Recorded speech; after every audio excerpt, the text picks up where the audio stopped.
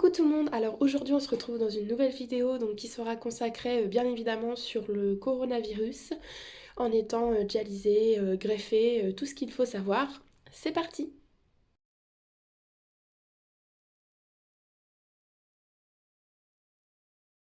Le coronavirus, qu'est-ce que c'est? Donc il est apparu fin 2019 en Chine. Il est causé par le SARS-CoV-2 exactement. Donc je vais pas vous expliquer quels sont de quoi ça vient, tout ça.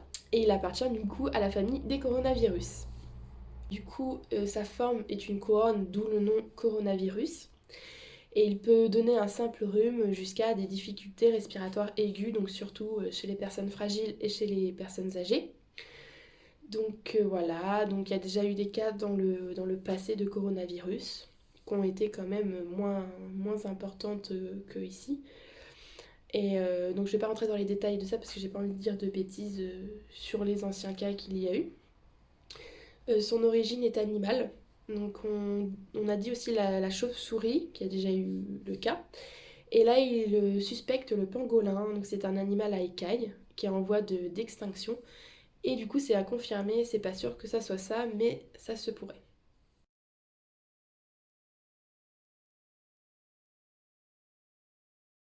La transmission se fait de l'animal à l'homme et d'homme à homme aussi.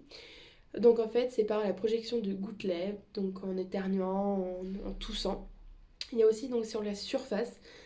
Donc ça dépend du taux d'humidité, de la température. Le virus peut rester quelques heures, voire quelques jours, mais on ne sait pas exactement. Il y a pas il y a en cours en fait des analyses pour savoir combien de temps le virus reste par rapport à la température, par rapport au taux d'humidité.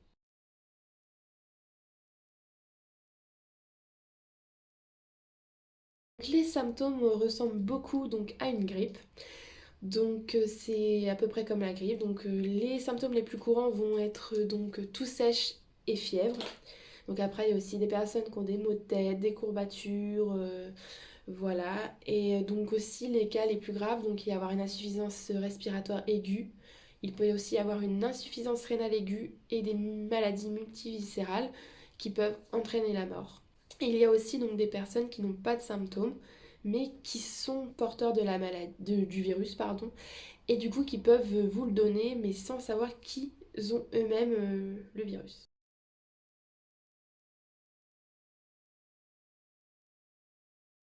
Les personnes à risque, donc ça va être les personnes qui ont des maladies chroniques comme l'hypertension, les maladies cardiovasculaires, les maladies hépatiques, l'asthme, le diabète, les maladies rénales bien évidemment, etc. Donc sont quand même plus à risque de développer des formes sévères du coronavirus.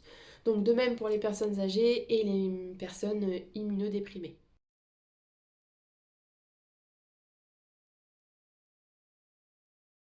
Alors comment éviter d'attraper le coronavirus? Donc c'est vrai que le mieux c'est de rester chez soi. Donc c'est vrai qu'avec ce beau temps on a envie de sortir, donc on se dit voilà. Mais le mieux c'est de rester chez soi, d'éviter de contaminer d'autres personnes, les plus fragiles.